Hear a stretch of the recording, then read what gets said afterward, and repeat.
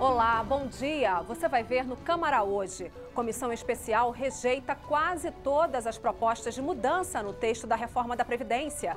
E agora o texto segue para análise do plenário da Câmara e deve ser votado até o fim do mês. Do Salão Verde, ao vivo, Carolina Nogueira. Base governista quer mais tempo para negociar e garantir a aprovação da proposta em plenário. E a Comissão Parlamentar de Inquérito da FUNAINCRA vota hoje o relatório final do corredor das comissões, Mariana Prichitsky. O texto recomenda o indiciamento de 100 pessoas por atos ilícitos na demarcação de terras indígenas e quilombolas. Hoje é quarta-feira, 10 de maio, agora em Brasília, 8 horas e 51 minutos. Esses são os destaques do Câmara hoje, que já está no ar.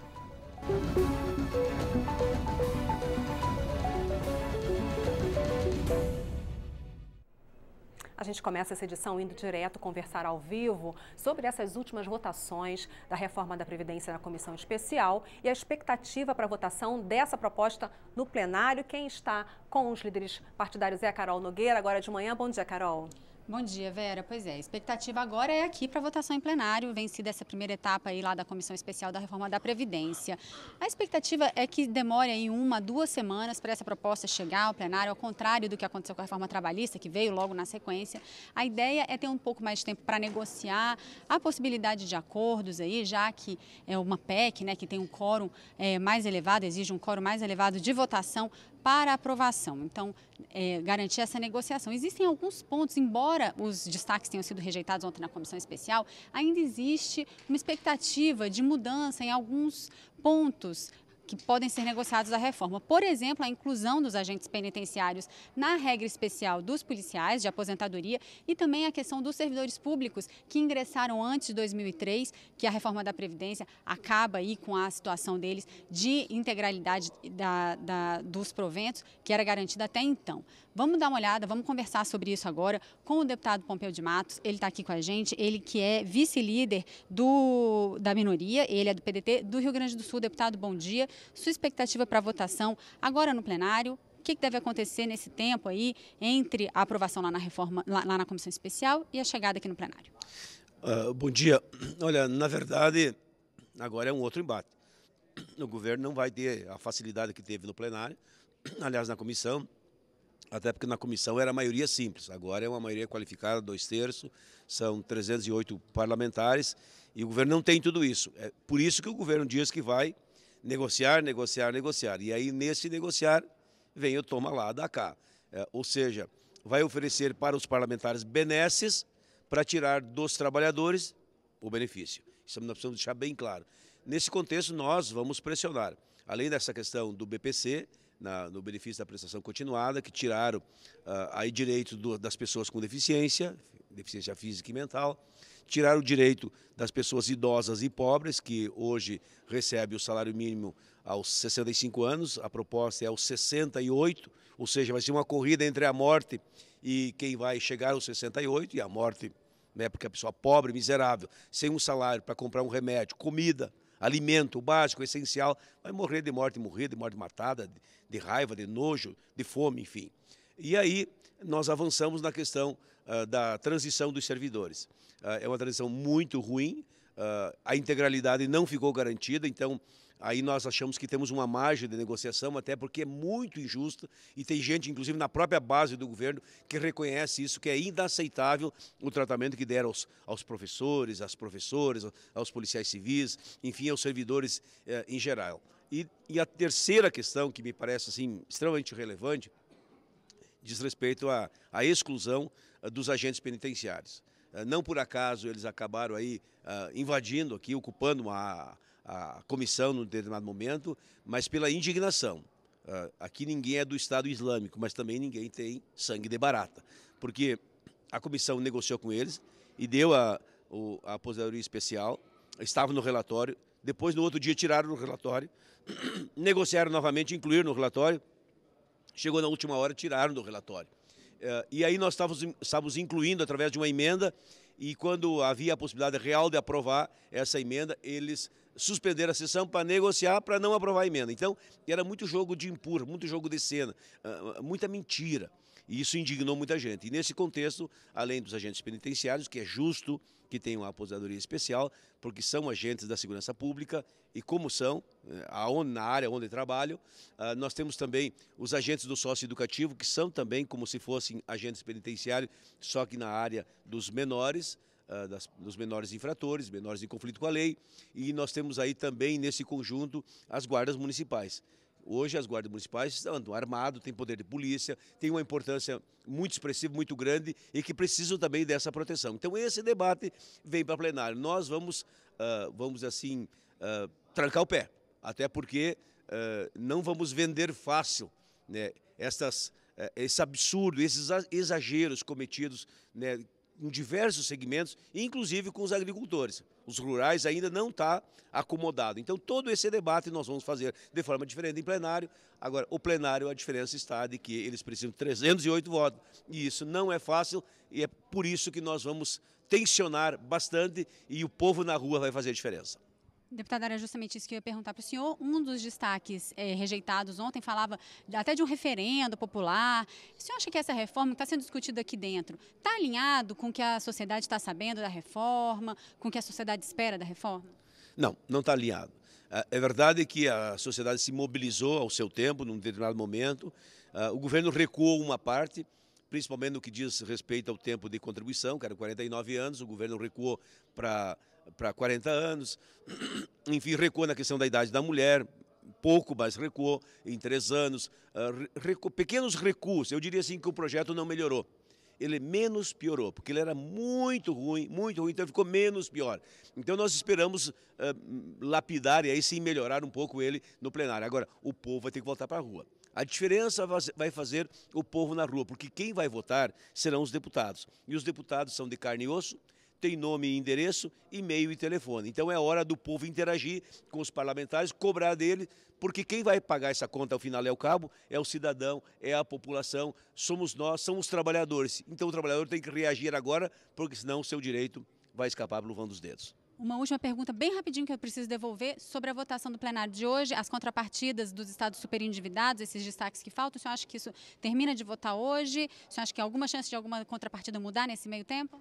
Acho difícil mudar, embora haja muita injustiça, porque os estados são penalizados, os estados estão se pondo de joelho perante a União, estão sendo tutelados no meu estado, o Rio Grande do Sul, por exemplo, exigências exacerbadas, exageradas, que o estado nem tem condições de cumprir. Isso vai acabar no Supremo Tribunal Federal, porque é muito injusto essa negociação para os estados, para os entes federados. Deputado Pompeu de Matos, muito obrigada pela sua entrevista. A gente volta com a Vera.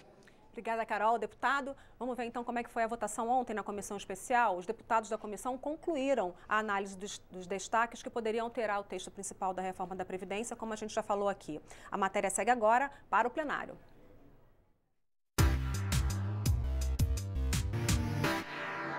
Logo cedo, os agentes penitenciários faziam fila na Câmara, mas do lado de fora. Eles até tentaram forçar a entrada em um dos prédios da Câmara. Do lado de dentro, a Comissão da Previdência se reuniu com um olho lá e outro cá. Ao fechar com grade toda a circunferência aqui da Câmara dos Deputados, nós demos a seguinte senha: é daqui até a votação da Previdência no Congresso, não entra mais ninguém aqui.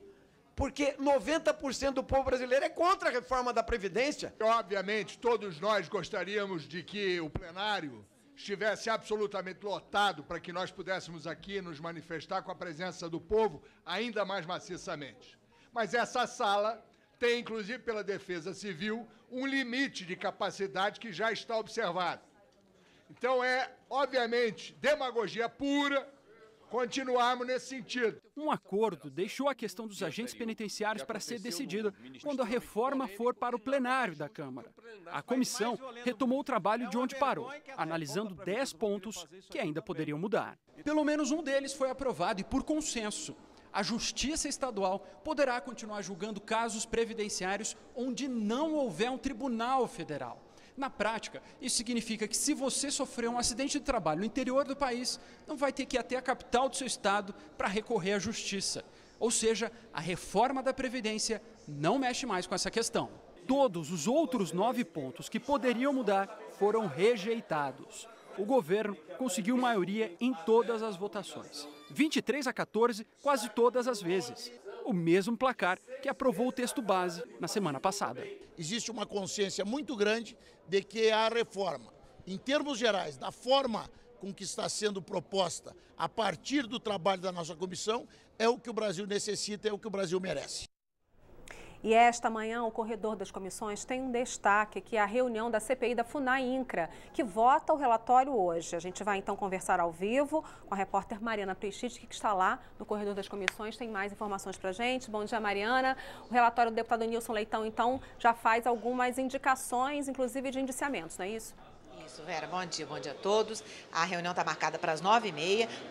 O texto do deputado Nilson Leitão pede o indiciamento de 77 pessoas ligadas à FUNAI e 23 pessoas ligadas ao INCRA. Também sugere ao Conselho Nacional do Ministério Público a investigação de 16 procuradores federais que atuam em causas indígenas e 2 procuradores federais que atuam em processos de assentamento para fim de reforma agrária. Essa CPI é a segunda CPI FUNAI-INCRA. A primeira foi encerrada em 17 de agosto do ano passado, sem votar o relatório final. Essa reunião, portanto, está marcada para as 9h30. O plenário ainda está um pouco vazio. Os deputados ainda vão chegar para essa reunião da CPI FUNAI-INCRA 2. Mas nós estamos aqui na frente do plenário 8, que estava marcado para as 9h e está abrindo já uma audiência pública com o ministro da Saúde, Ricardo Barros. Nós vamos entrar aqui para mostrar um pouquinho.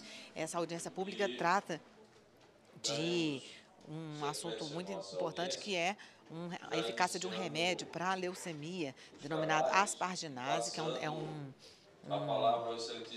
remédio vindo da China. Nós estamos aqui com o deputado Áureo, que é um dos deputados que pediram essa audiência. Vai falar com a gente em poucas palavras. Deputado, qual que é a importância desse debate hoje aqui?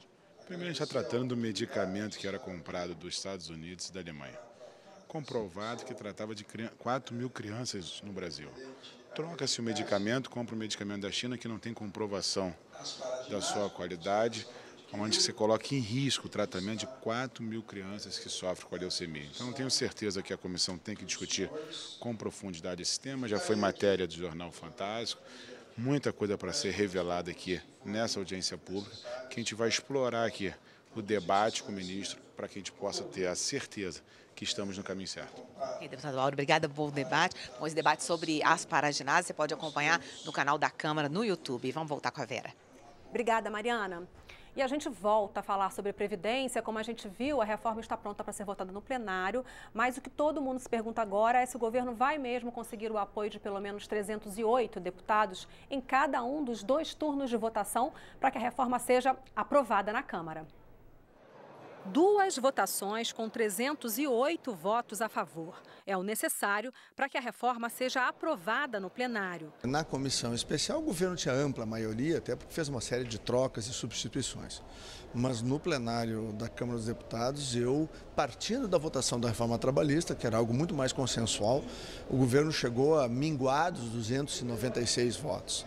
E fazendo, vamos dizer assim, uma análise bancada por bancada, eu arrisco dizer que o governo hoje não dispõe de 250 votos para a reforma da Previdência. Quem faz parte da base de apoio ao governo diz que é possível chegar a uma margem de segurança de 320 votos, acima do mínimo necessário. Estamos trabalhando para isso. Eu acredito que com mais uns 20 dias nós estaremos prontos para votar com 320 votos assegurados. Ou até um pouco mais, avaliam os mais prudentes. Nós temos 3 semanas mais ou menos para garantir 330 votos. O governo vai botar em votação quando tiver 330 votos. Líder do PROS, bancada que promete votar contra a reforma, o deputado Eros Biondini aposta que existem muitos parlamentares ainda em dúvida, que podem mudar o resultado do jogo que o governo tem vencido. Ainda há muita dúvida por parte de muitos parlamentares de vários partidos, inclusive partidos da base, em relação ao texto que irá para o plenário. As próximas semanas vão ser marcadas por intensas negociações políticas.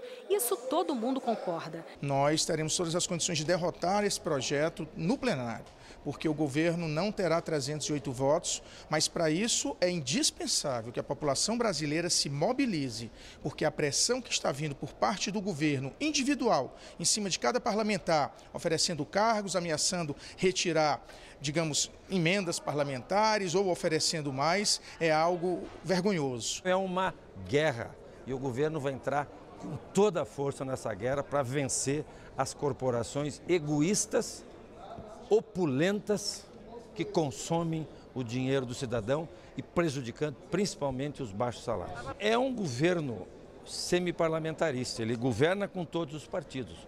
O deputado tem 3, 4 cargos técnicos, que a lei da estatal exige que fosse técnico, e nós votamos essa lei. Né?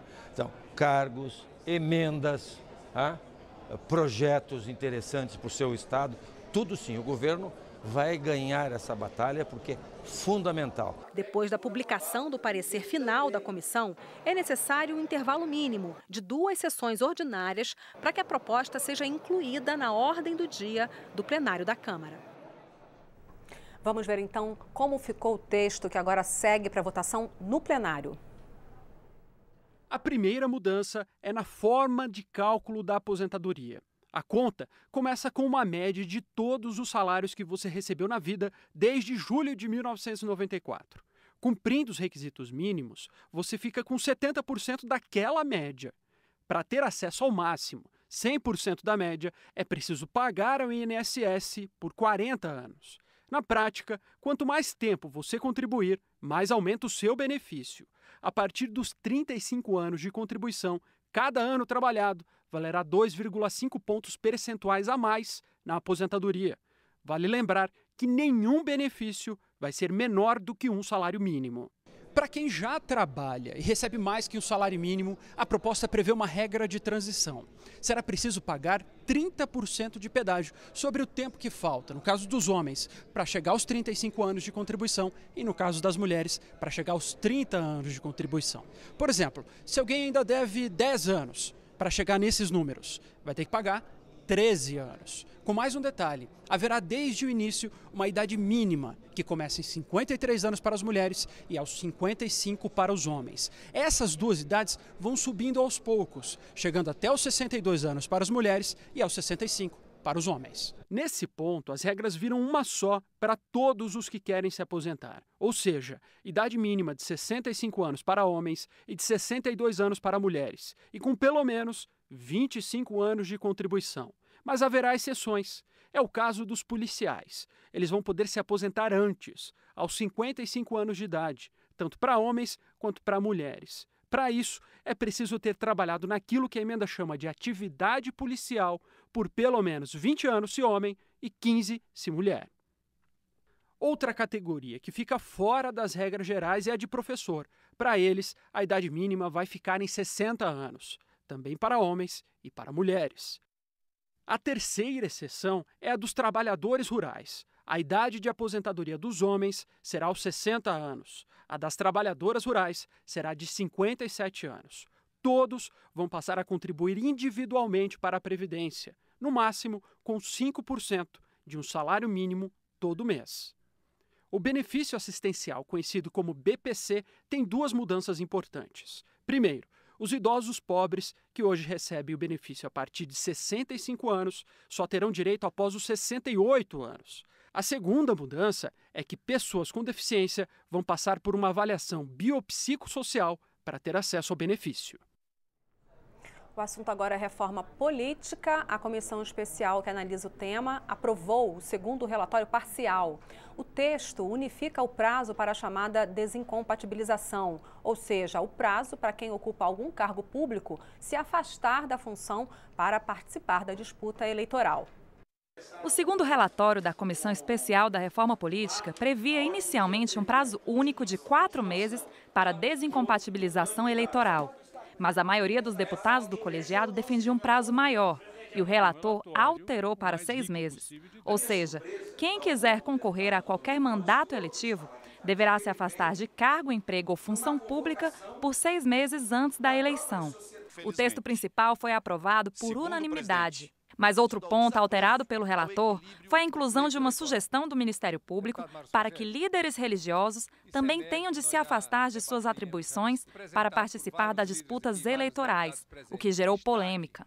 É evidente que quando um líder religioso, seja um pastor, seja um pai de santo, seja um padre, ele se predispõe a participar efetivamente da carreira política, é evidente que ele vem numa convocação da própria sociedade. E quando vem uma possibilidade de que ele se ausente do que faz, eu acho que chega a ser até discriminatório. É bom destacar que não é uma perseguição, jamais seria a instituição religiosa. Nós temos aqui líderes religiosos fantásticos nessa casa, que eu tenho muito respeito, mas ela diz respeito a outras categorias também. Um radialista, por exemplo, um profissional da imprensa que tem que ter uma descompatibilização. E nós temos que aprofundar ainda mais. Em alguns casos, para mim, tinha que ser maior o tempo. Por causa da falta de acordo, essa parte do texto sobre o afastamento de líderes religiosos de suas funções para disputar uma eleição foi votada separadamente e retirada. Nós temos mais ou menos 40 funções diferentes no Brasil e com vários prazos diferentes, inclusive na área militar com vários prazos. Está, a partir de agora, e sendo aprovado no plenário e no Senado Federal, será tudo de 6 meses, incluindo novas categorias. O que a gente não conseguiu incluir hoje foram os líderes religiosos aqui na comissão, não teve acordo, mas isso não está imune de voltar ao debate no plenário da Casa. A comissão já havia aprovado o primeiro relatório parcial sobre formas de democracia direta. Na próxima terça-feira, o colegiado vai começar a discutir o terceiro e último relatório parcial, e que deve ser também o mais polêmico, já que trata do sistema eleitoral e do financiamento de campanhas. Bom, a gente vai direto então para o corredor das comissões, conversar mais uma vez com a repórter Mariana Prischitz, que tem mais informações sobre as reuniões que estão marcadas para hoje por lá. Isso, Vera. Vou falar um pouquinho sobre a Comissão Especial da Reforma Política, que hoje tem uma audiência pública para ouvir 2 ministros do TSE, Tribunal Superior Eleitoral, Luciana Lócio e também Herman Benjamin, que é o relator do processo que pode cassar por abuso de poder político e econômico a chapa presidencial composta por Dilma Rousseff e Michel Temer em 2014. A audiência pública está marcada para as 10 horas da manhã aqui no corredor das comissões. Nós voltamos aqui para a frente do plenário 11, onde está marcada a reunião da CPI, Comissão Parlamentar de Inquérito FUNAI e INCRA 2, para discutir e votar o relatório do deputado Nilson Leitão, do PSDB do Mato Grosso. Nós já podemos ver aqui que tem uma fila, a segurança, por enquanto, não está permitindo a entrada, está esperando chegar os secretários e os da CPI para decidir se as pessoas que vieram à Câmara acompanhar a votação desse relatório vão poder acompanhar dentro do plenário 11 ou se vão ter que aguardar do lado de fora. Esse relatório, como eu falei há pouco, pede um indiciamento de quase 100 pessoas ligadas seriam ligadas a atos ilícitos na demarcação de terras indígenas e quilombolas. E a equipe de jornalismo da TV Câmara recebeu o prêmio República de Valorização do Ministério Público Federal, entregue pela Associação Nacional dos Procuradores da República, na categoria Jornalismo Televisivo. A série de reportagens sobre as 10 medidas de combate à corrupção tinha sido selecionada como uma das 3 finalistas na premiação entregue pela ANPR. Ao longo de 4 capítulos, o repórter Tiago Ramos explicou no final do ano passado quais foram as medidas apresentadas pelo Ministério Público e como elas funcionariam na prática após a aprovação pelo Congresso Nacional. A edição de texto foi de Cláudia Lemos, com videografismo de Diego Cajueiro, edição de imagens de Marco Couto e Marcelo Abelha e imagens de Adson Palma. E você já viu nesta edição do Câmara Hoje, Comissão Especial concluiu a análise dos destaques e reforma da Previdência, está pronta para ir ao plenário. Agora em Brasília, 9 horas e 16 minutos. E você vai ver depois do intervalo. Depois de acordo entre deputados da oposição e da base, CPI da Lei Rouanet aprova relatório final. E mais. Comissão de Ciência e Tecnologia debateu um jogo que tem tirado o sono de muitos pais e mães mundo afora. O Baleia Azul, que chega a propor que os participantes cometam suicídio.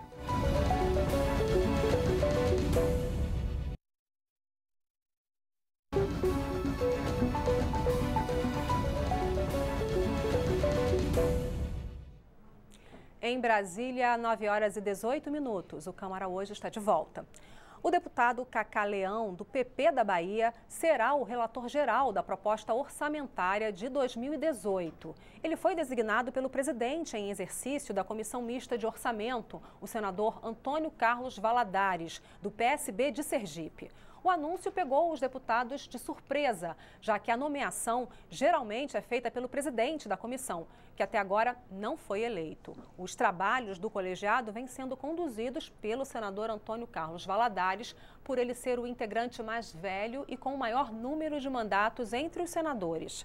Mas o presidente da Câmara, deputado Rodrigo Maia, depois de se reunir com lideranças do Senado, contestou a decisão do presidente em exercício da Comissão de Orçamento, que, por sua vez, disse estar cumprindo o regimento. Não pode ser revista porque é uma indicação regimental. O bloco maior da Câmara dos Deputados é o bloco do qual faz parte o deputado federal Cacá Leão.